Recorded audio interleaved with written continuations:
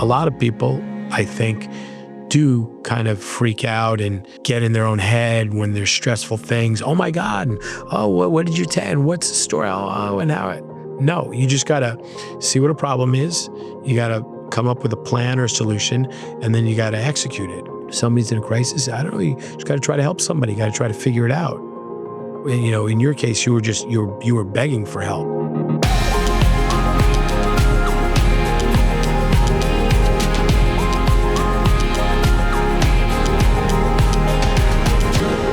In the last episode, we talked about rock bottom and what it feels like, how isolating it is, how hard it is to see a way out.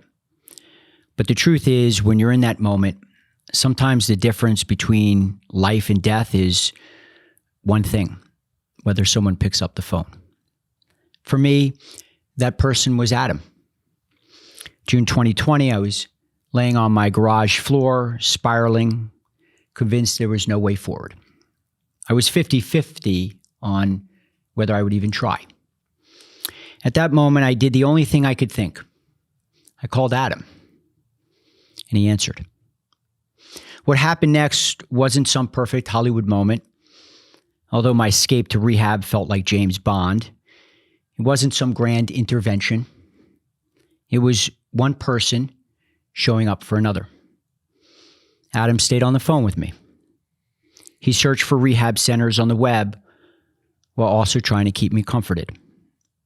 He helped me put one foot in front of the other when I couldn't see how.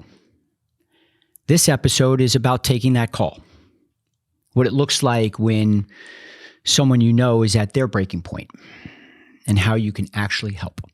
Because too many people don't know what to say or how to respond, or they're afraid of doing the wrong thing at all.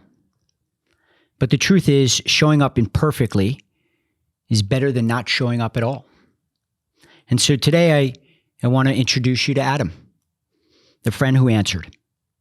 And together we're going to talk about what that moment was like for him, what he was thinking, what he was afraid of, what he learned from it. And we'll get his observations about being around my ex and the keen sense of warning signs that he probably had. Because if you ever find yourself on the other end of that phone call, you'll want to know what to do. Adam, thank you for being here, and more importantly, thanks for taking that call.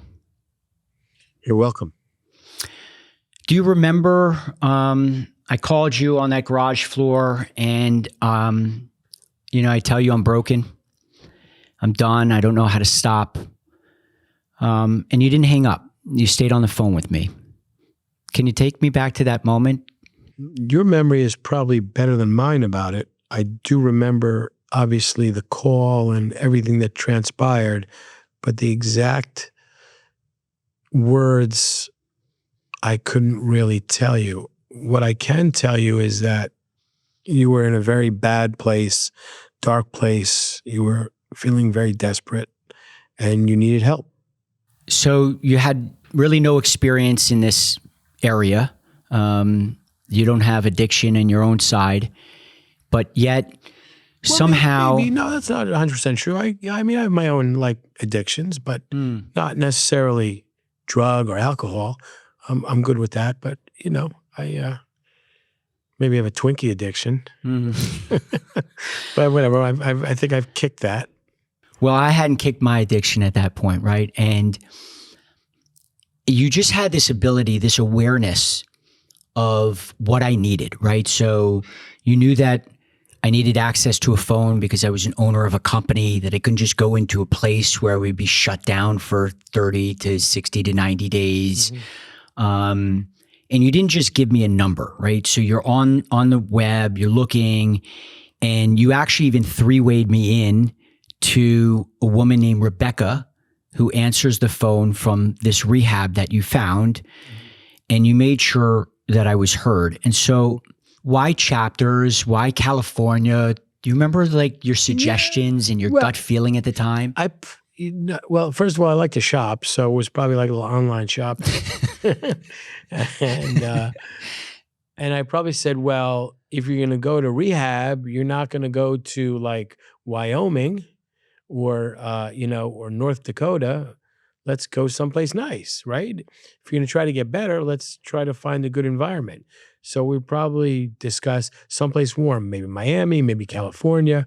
I think that's what the conversation probably was, or that's what I recall it to be, or knowing myself what I would have suggested. And also, I think California is kind of famous for rehabs. A lot of celebrities and things out there, people out there that have those type of issues. And so I went on the internet and I was searching probably Rehab California or best rehabs, and we found different ones. And I'm sure I looked at the details, if they take insurance, they didn't take insurance. I forgot what the status was. And then we said, okay, well, let's call somebody. Obviously, it must have been pretty bad at the time if I was like on the phone calling them immediately. It wasn't something that could really wait. So yeah, I remember calling, and those people are happy to, get a call because that's how they stay in business. So so we called, and I remember us talking to them and giving them information, and I don't know, it was pretty fast, I think.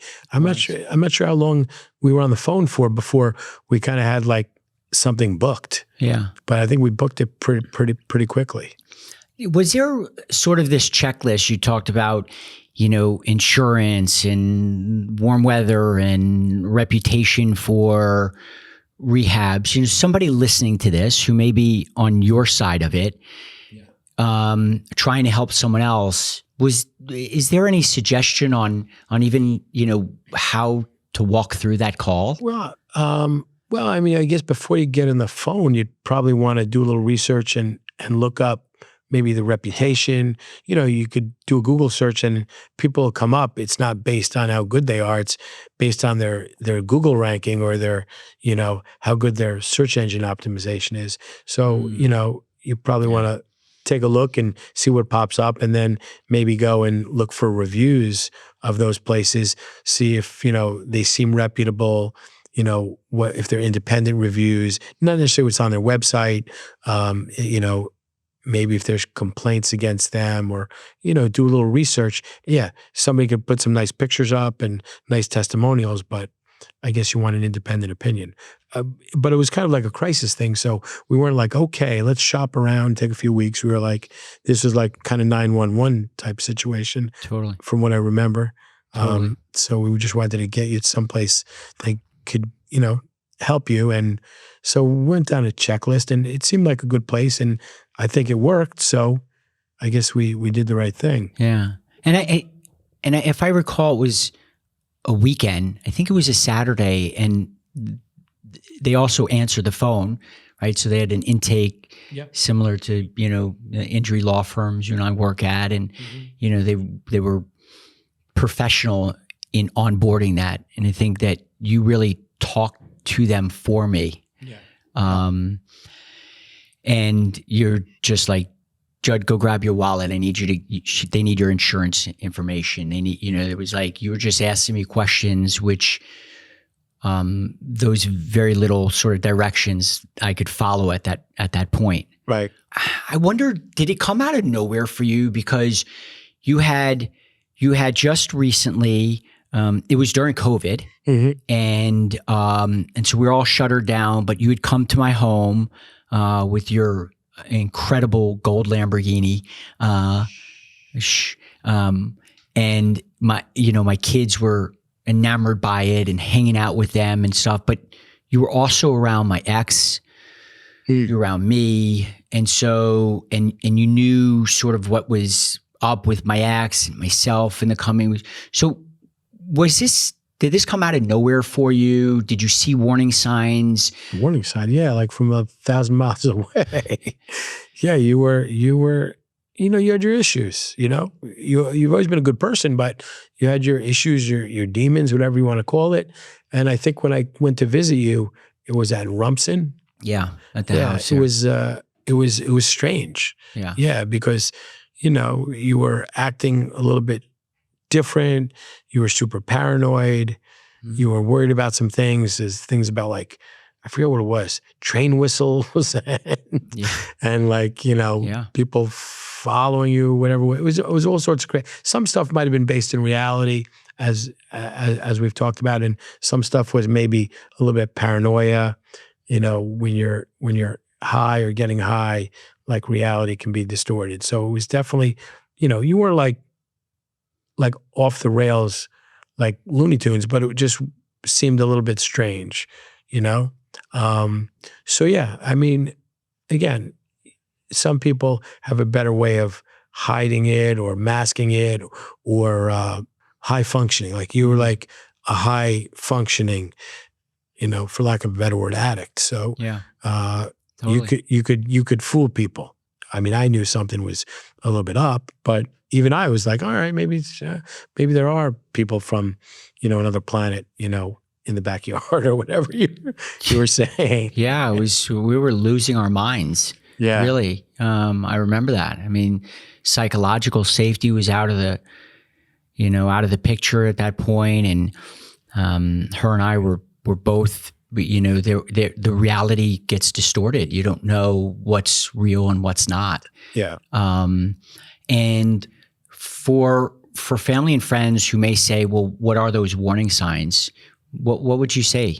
Well, we all know what's, normal behavior and what's abnormal behavior. So if somebody's acting different than they normally do, or they're acting anxious, or they're saying things that just don't make sense, or if it walks like a duck and talks like a duck, it's probably a duck. So, you just got to like use your gut instinct. But it's tough because, people are not professionals, can't really tell if somebody is using, they're not using, is this, reality, is it not reality? But usually you could tell if something's a little bit off, that somebody might have a problem. But the issue is most people who have a problem, whether it's, alcohol, drugs, food, they don't like to be called out on it. So obviously it's like a little bit delicate. So sometimes somebody's got to hit their own rock bottom, and ask for help before you can like step in. You could try, but if somebody doesn't want help, they're not going to take help. Chrissy, my chief operating officer, she didn't even have any clue, and I'm working alongside her every day. And so I think high functioning is a good word. But wondering at that point, between the time that I saw you and the time that I called you, which it was like just the same day I was coming out of jail, that wasn't a lot of time. Was there any moment that you thought you were going to say something? I don't remember. I mean, I'm sure we always had conversations about things, but again, I never really liked calling people out on something. It's like obviously a sensitive subject, but yeah, the whole jail thing and all that. And also, if I recall, like you would tell me a story, but it would be filtered probably. So I might not have gotten like we may have talked about it after the fact, but you might have like filtered, like, hey, yeah, I got picked up. I was speeding or I didn't have my license. Oh, you forgot the fact that there was like, vials of like crack or whatever it was in the car. Maybe you filtered that out. So I didn't always get the story. I might have been suspicious of it, but, you're an adult, so it's tough to like be like, no, you're lying to me, Right. Tell me the real truth. Yeah. Although there's nothing really wrong with trying to help somebody, and they have to want help. But obviously you needed the help, you wanted the help, and that's what we did on the day that we're talking about. But yeah, it was becoming worse and worse. But again, you were a high functioning person, so some things you could be like, well, it could be this or it could be that. It wasn't always super clear, because you never really did anything in front of me. So if you were high or you were on drugs before I saw you, I wouldn't necessarily know. When I went in jail, they give you the phone call that everybody hears about. You get one phone call. Right. Today, at least for me, I don't know most people's phone numbers because we just have them saved in our contacts and just, auto dial somebody. Yeah. But thankfully you hadn't changed your number in a lifetime, and I knew your number, right? And so I called you and I told you what was going on. Did you feel at the time, did you know that like I was in ultimately an innocent man in jail, not innocent of life circumstances, but innocent of the charge. Well, are you asking me if I believed whatever you were telling me? Yeah. Yeah, I probably did because I knew the other person that was involved. And, sometimes when there's like domestic issues, there's, my truth, her truth, or her truth and your truth, and then there's reality. So, sometimes there's a mix of things going on, but yeah, I mean, I didn't really, I forget, it was a DV allegation or something like that. Yeah. Yeah. I mean, I don't know. You're a lot of things, but not necessarily a brawler. So I don't really think that was probably the case. But yeah, I mean, like I said, there was, people do things for different reasons. Sometimes people are told, hey, do this, say this. If you say this, make this allegation, you get somebody out of the house, or whatever the story might be. Yeah. So I didn't necessarily, in other words, just because somebody has one issue doesn't mean that, that everything is bad. It just means they might have an issue. So I didn't necessarily think you were a criminal, and I didn't really think that you hit your partner. And as we know, that ended up being thrown out, and it wasn't true. So, but when you're friends and you have a close relationship, you stand by your friends, through good and bad. So I'm sure I wasn't being judgmental at the time, but yeah, I probably didn't think that you did whatever it was that was alleged at the time. So one of the problems was getting me off that garage floor and keeping me from literally perhaps even committing suicide. And then the next problem was, how do you get me there, right? Because we knew that I was being watched. I had gone to your home a little bit earlier, a couple of days earlier, and wrote an email to my ex telling her that I wanted a divorce and that we should try to stay together in terms of how we go through this process for the benefit of our own children, pleading to her not to make this ugly. We both need help. And now at this point, she has investigators. They're just literally following me everywhere. And so I was on a cul-de-sac living in Rumson, New Jersey. And I needed to get to that rehab privately. I needed that psychological safety in order for me to heal. And so we came up with this plan that Chrissy, my chief operating officer, had another employee laying in the backseat of her car. She drives up to the house. I tell her, let me know when you're there. In the meantime, I'm dressed in black pants, black shirt, a black hat. I'm walking on the front porch, like totally trying to be noticed by these cars that are parked outside and these investigators that are watching me. And Chrissy pulls into the garage, and I close the garage, and I had my suitcase packed, and the employee gets your go bag, my go bag. The employee gets out of the car. I take my black hat, I put it on him, and he gets in my car, and then I lay down in the back of Chrissy's car, and she doesn't even know what's going on. She's probably like losing it. And I told her, listen, you have to drive, and when you drive, just drive, keep driving, and turn right at the end of the block. And I told the employee, when you get to the end of the block, you go left in my car, just drive to my office, leave the keys on the desk. And sure enough, as she pulls out of the driveway, she says, "You're being followed." And I said, "Exactly." And she picked up on that, and I think at that point knew what was going on.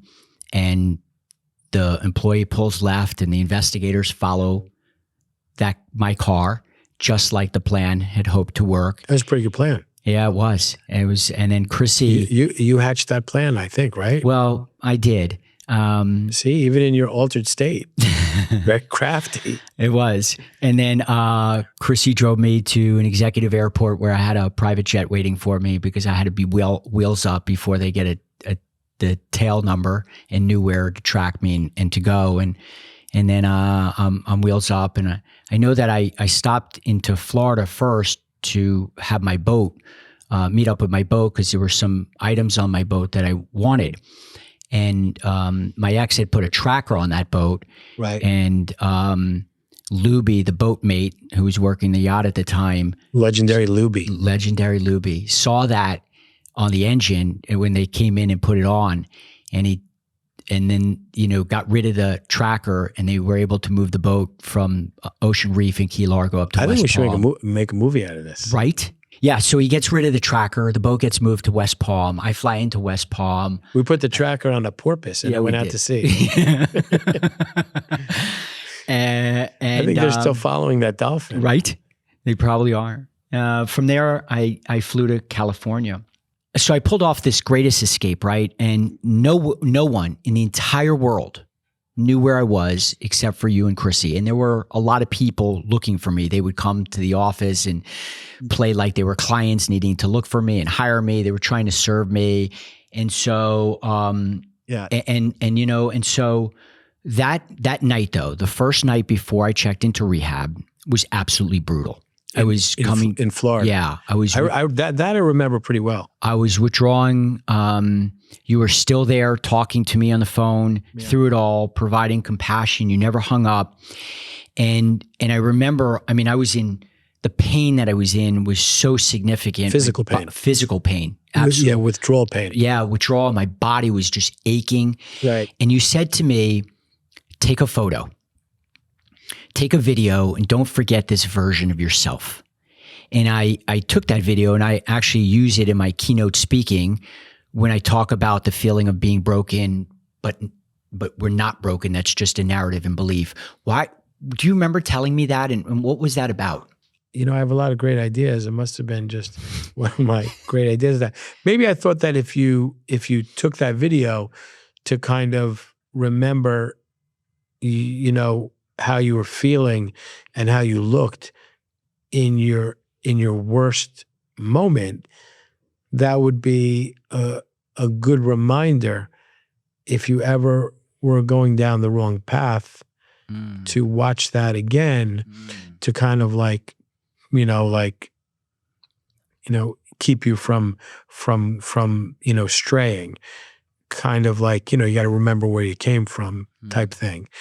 So, it's like I have some pictures when I was about like 80 or 85 pounds heavier, which I really don't like, but I have it on my Instagram with the transformation picture. When I ever look at that picture, it always kind of like, whoa, like it wakes you up. You're like, if you were thinking about like, either not exercising or eating the wrong things, whatever. You see that picture, you're like, F it. Can I curse in here? Fuck it. Fuck. No, you're just like, nah, I'm not going to do that. So I probably thought that if you were ever in a bad spot and you watch that video, and even if you're a good spot and you're in a good spot, it's good to remember that. And then, it'll kind of like sober you up, so to speak, or, I think that would be the best way to describe it. I remember the picture is me on that plane.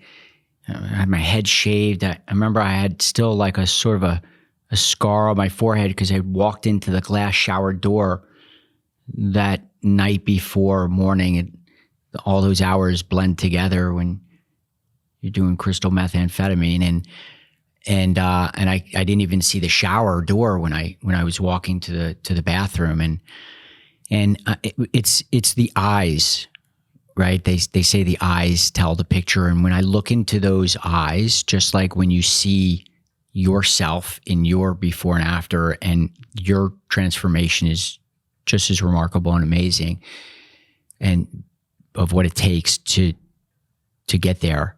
Those eyes just tell me how deeply shameful, painful I was. That's where I see the emotional pain. Yeah. The kind of support that you are providing, it literally saves lives. It's not always dramatic or flashy like some of the stories we're talking about, but it's that quiet, steady presence. And I was wondering for people listening, how were you able to stay calm when someone you love is so deep in the hole? You know what? Look, life is stressful, in all aspects of it. And you have to stay calm in general if you want to be successful, whatever that might be. If you're helping a friend, if you're trying to, do a good job at work, or you're trying to, achieve some fitness goal, you're trying to achieve financial goals, you can't be frantic, you can't be out of control. So I think that may be just like a skill set that I have, that even if things are bad or things are negative or things are stressful, I always try to stay calm. Bruce Lee has a very famous saying that says, calm is a superpower. So you have to stay calm, one of the people that I admire and respect the most, Tom Brady, he was always calm under pressure. He was in the pocket, he didn't have a lot of great foot speed. He wasn't one to scramble, but he stayed calm. He got the ball out of there and boom, they would just march down the field. So it's about staying calm and just dealing with the problem. A lot of people, I think, do kind of freak out and, get in their own head when there's stressful things. Oh my God. And, oh, what did you tell? And what's the story? Oh, and how it. No, you just got to see what a problem is. You got to come up with a plan or solution, and then you got to execute it. So obviously we got you out of there and then got you to California for rehab. And then, if you're going to support somebody, that's what you got to do. You got to be there, have conversation. You were with professionals, so you just check in with somebody. Try not to be judgmental. Try to just keep the ball moving down the field. Yeah, you moved it not 100 yards, but over 3,000 miles from coast to coast, staying on the phone continuously when I was in Florida, back on the plane, back when I landed in Huntington Beach. And, now I'm watching the palm trees as I get picked up and the blur going in this van and thinking, okay, like this is it. And it was a moment that I felt that I crossed the threshold of survival into surrender. And I was wondering what was going through your head in those final moments, like when I finally got there, and now I'm checked in. What's that feeling like, if you can even remember it? Again, it's tough to remember all these. For you, it's probably much more clear because you lived it. I was on the other end of it. But I'm sure I had a feeling of relief that you were with like professional people that, had a plan, had dealt with this before. It was like, again, we're talking football metaphor, it was the handoff. You know what I mean? So they got the handoff and they were going to, help you. And as long as you were willing to be helped and you wanted to be helped, then it was going to work. There's only so much you can do. A lot of it depends on the individual, but, the fact that you were like, hey, I need to go, I need to get to a rehab, like, most people don't say that. It's a lot of times people are getting forced into that. People have interventions, but you were like, okay, I need help. So obviously you were ready. And then once you get there, you got to put the work in. You were kind of there, but I think if I recall, you mentioned something about what was that other city in California? Huntington Beach. Huntington Beach. We had a little bit of a hiccup in Huntington Beach. Well, you gave me a couple hours before I checked in. Yeah. It's like, that's right. That's true. Like Michael Schofield, Prison Break. Yeah, I remember that. Yeah, that's true. There definitely was a little hiccup there. Yeah. I almost fumbled. Yeah, almost. Almost. What did you think that, if you can think about it, that I may have needed that I didn't know that I needed? Like, was there anything that you could, thinking back at the time, like what you think I needed that maybe I didn't even realize I needed? Like, for instance, for me, the break from just from my ex and from the behavior that was sort of like codependent and trauma bonding, and we're both doing drugs, and we're both just, she's buying pipes on Amazon for me. I mean, completely enabling my behavior. And so for me, one of those things I never thought was that I just needed to get away from there. Right. What's your thought on that? Yeah. I mean, yeah, if you're with somebody who's not helping you and they're hindering you, yeah, that's obviously, you need to get out of that situation. But sometimes when people are really close with another person, or if they're looking at a situation from a really close, myopic viewpoint, they don't really know what's going on. They don't really know that the person they're with is not helping them, they're hurting them, that the relationship is toxic. And maybe I didn't even realize it too until you started divulging things. But, and again, you didn't tell me all this stuff until after, when you were at your worst about, hey, this person's enabling me, they're helping me, they even did some drugs with me that they would deny. They probably still deny to this day, but you were there, you know what happened. There's no reason to make it up. You knew my father, Gary Shaw. He was a famous boxing promoter, put on some of the biggest fights, Lewis Holyfield, and I think that was fitting for him as a big time promoter, because I think he was always up for a fight. You knew him for decades, the good and the bad and the ugly. Mm-hmm. And I remember there was a moment where I was in the Ocean Reef Club walking my daughter in her stroller, and I get a phone call, and it's my father. And I say that hesitantly because when I answered, I said, "What's up, Dad?" And he said, "Don't call me Dad. I'm not your father." And I see that you're a big shot. You're on these billboards all over the place. And any story could kill your reputation, and you're going to pay me $1 million. And I won't go around telling stories about you. And I remember I flew out to Aspen. I hired an attorney. That attorney ultimately was wired when he met Gary in Miami. Yeah.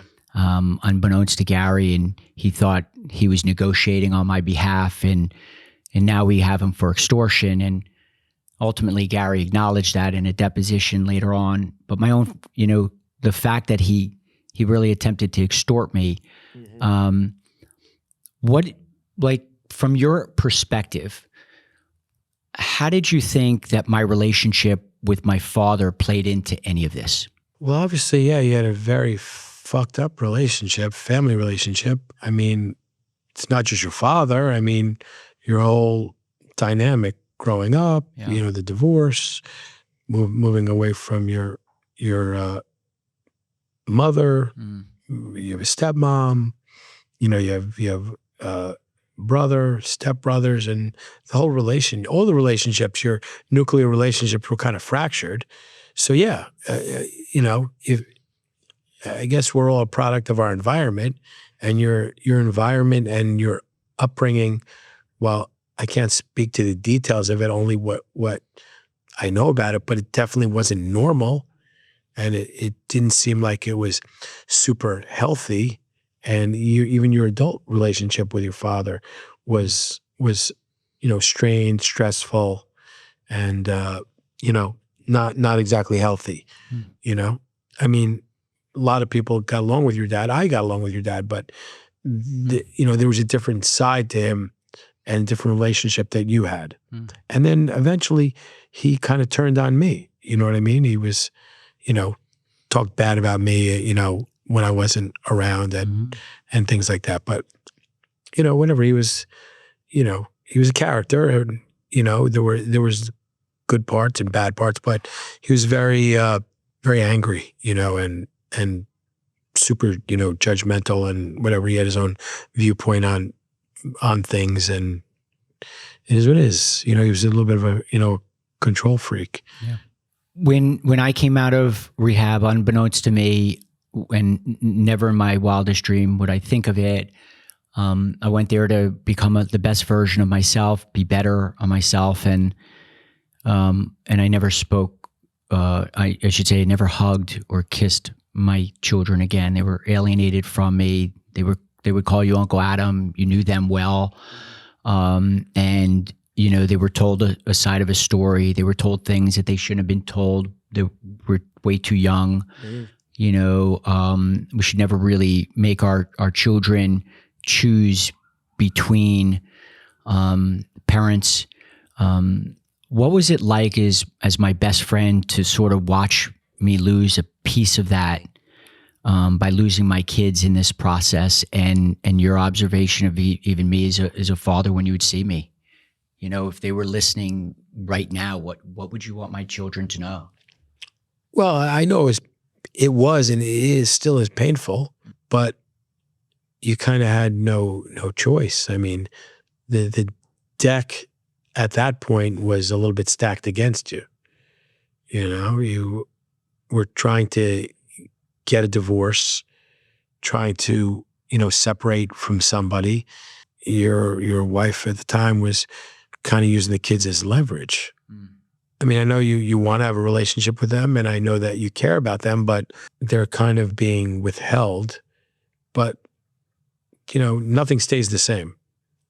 So I would say that, the situation is what it is, but it's temporary because, things have a way of working themselves out, whether it's just through time or legally, or the kids have their own curiosity. I'm sure it's not going to stay the way it is now. Even if, maybe other people don't want that to be the case. It's probably not going to stay the way it is forever. You didn't just take my call. You really saved a life. And it's wild and beautiful because ultimately I met a man named Rich in rehab. And Rich is, and the audience will hear from Rich as a guest in the final episode of the addiction series. And Rich was actually in that same 50-50 place. And why I mentioned that, I remember I called you not so long ago just to share with you that I had not realized that Rich said that when I called him one day, he was laying in his bed looking at the ceiling thinking about how to end his life. And he was one breath away from giving up. And somehow I got to be on that other end of that call as well. And so in a very real way, you didn't just save my life, you saved Rich's life too. Yeah.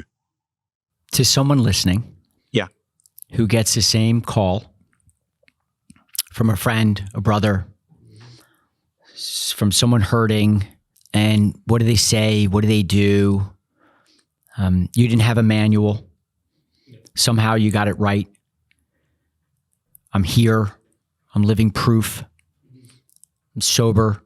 What advice do you give to just anybody taking the call who has an opportunity to literally save a life? I don't know what the exact formula is, but in general, you have to show up for the people in your life, whatever that means. And if somebody is in, crisis or in a really bad place, you have to know what to do. It's just about trying to do the right thing. Lots of times there's people that are like, let's say it wasn't your thing, but they have drinking problems. They're drinking and they're always getting drunk. And then all the friends go out and it's time to go home. And, this is not the exact situation, but they'll just let their friends get in a car drunk. That person's not necessarily asking for help, but that's when you got to take somebody's keys away or drive them home or put them in the Uber. It's just, doing the right thing. But as far as somebody's in a crisis, I don't know, you just got to try to help somebody. You got to try to figure it out. In your case, you were begging for help. So I'm like, okay, well, you're like, hey, I got to go someplace. Okay. So you got to, if you could Google, you could probably fix a lot of things in life. You need a plumber, you Google plumber. You need a rehab, you Google rehab. Last question for you, because you used some sports metaphors in this, and I have to tell you, I know personally that you are the absolute Michael Jordan of what you do. You are the greatest at what you do. I mean, I'd like to think it's a gift, but it's also just the skill set and the tenacity. How do you be great? What is it that makes you so good at what you do? Well, I think with anything, if you want to be good at it or you want to be successful at it, a lot of it's like repetition and doing it over and over again. It doesn't mean it's an automatic, but they say if you put 10,000 hours into a certain type of event, skill, sport, activity, you'll be an expert. So I think I went back and I calculated how many hours I have in. Probably it's around 50,000 hours. So that's one thing. The other thing is if you like what you're doing or you're interested in that subject, you'll probably, have a better chance. I mean, look, if you want to be the fastest man in the world, I mean, it doesn't matter how many races you run, it may not work out.